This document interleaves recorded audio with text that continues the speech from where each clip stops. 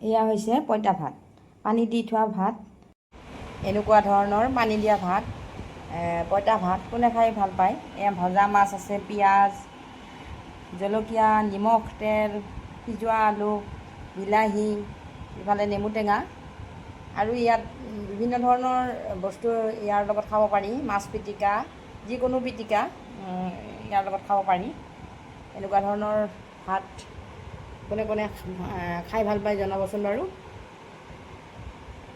আৰু এই থালিখন কেনেকুৱা লাগিছে আপোনালোকে জনাব।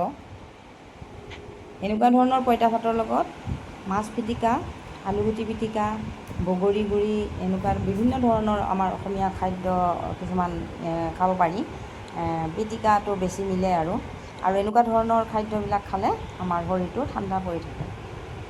যিসকল মানুহে বেছি হাৰ্ড ৱৰ্ক কৰে, পথাৰত কাম কৰা মানুহ বা ঘৰৰ কিছুমান কাম কৰা মানুহে এনেকুৱা ধৰণৰ খাদ্য খাই ভাল পায়।